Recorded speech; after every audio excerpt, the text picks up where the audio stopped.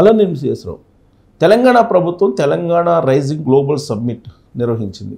దీనికి మెగాస్టార్ చిరంజీవి, అలాగే మన్మధుడు నాగార్జున వీళ్ళు హాజరయ్యారు.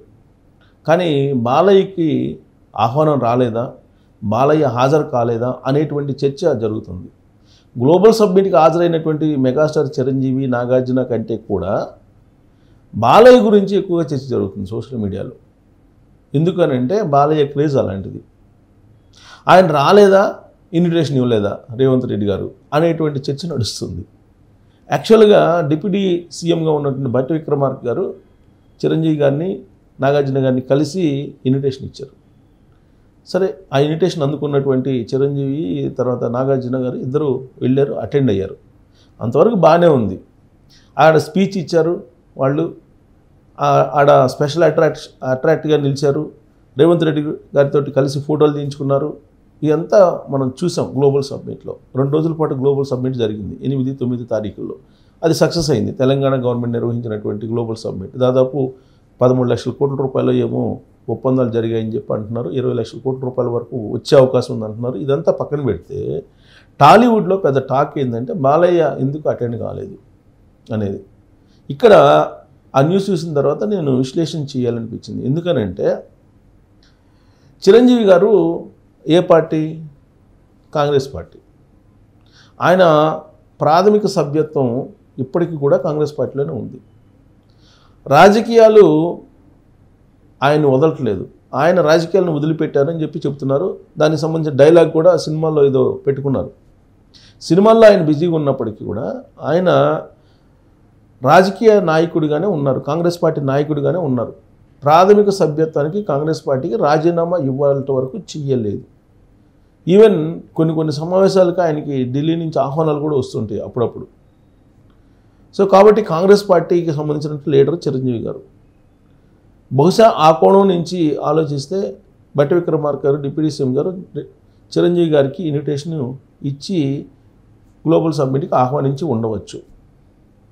ఇంకోటి ఏంటంటే సినిమా టాలీవుడ్ పెద్ద ఎవరు అనేటువంటిది అప్పుడప్పుడు చర్చ జరుగుతూ ఉంటుంది. ఇప్పుడు మళ్ళా ఆ చర్చ తెర మీదకి వచ్చింది. ఏంటంటే టాలీవుడ్ అందరూ వచ్చినట్టే నేను వస్తే అన్నట్టుగా చిరంజీవి గారు వ్యాఖ్యానించారు. దాన్ని ఇప్పుడు కొంతమంది అభ్యంతర పెడుతున్నారు. టాలీవుడ్ అంతా వచ్చినట్టేను అనేటువంటి ఒక ఫోకస్ చిరంజీవి గారు ఇచ్చారు. దాన్ని అభ్యంతర పెడుతున్నారు కొంతమంది. సరే, నాగార్జున గారు కూడా వెళ్ళారు. నాగార్జున గారు ఎందుకు వెళ్ళారు అంటే నాగార్జున గారు యాక్చువల్గా మొదటి నుంచి కేసీఆర్ గారి వైపు, బీఆర్ఎస్ పార్టీ వైపు ఉండేవాళ్ళు అప్పట్లో. ఆ తర్వాత గవర్నమెంట్ మారిన తర్వాత కాంగ్రెస్ పార్టీ వైపు. అక్కడేని నాగేశ్వరరావు గారు బతికున్న రోజుల్లో ఆయన మొత్తం కూడా కాంగ్రెస్ సింపథైజర్గానే ఉండేవాళ్ళు. ఆ ఫ్యామిలీ మొదటి నుంచి కూడా.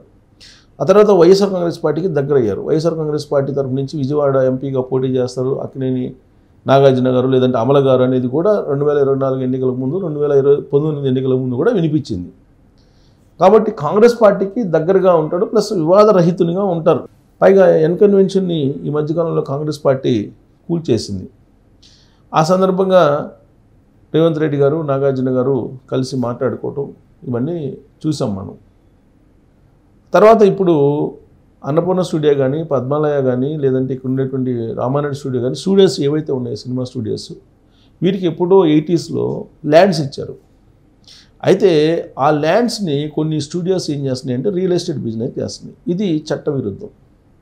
ఇప్పుడు రేవంత్ రెడ్డి గారు గతంలో ఇచ్చినటువంటి ల్యాండ్స్కి సంబంధించిన లీజుల్ని ఎన్హాన్స్ చేస్తున్నాడు. ఎన్హాన్స్ చేయటమా, లేదంటే నామినల్ రేట్కి అంటే రిజిస్ట్రేషన్ వాల్యూ రేట్కి వాళ్ళకి ఇచ్చేయటమా అనేది జరుగుతుంది.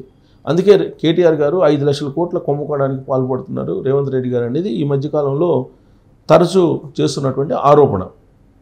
బహుశా ఆ కోణం నుంచి ఆలోచిస్తే నాగార్జున గారు అన్నపూర్ణ స్టూడియో దృష్ట్యా రాబోయేటువంటి రోజుల్లో దాన్ని రిజిస్ట్రేషన్ చేయించుకోవాలి కాబట్టి అలా వెళ్ళి ఉండొచ్చేమో అనేది ఒక టాకు.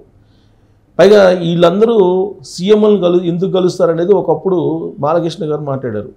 వాళ్ళ సొంత అవసరాల కోసం, భూముల కోసం కలుస్తుంటారనేటువంటి ఒక కామెంట్ కూడా ఒక 2 సంవత్సరాల క్రితం చేశారు.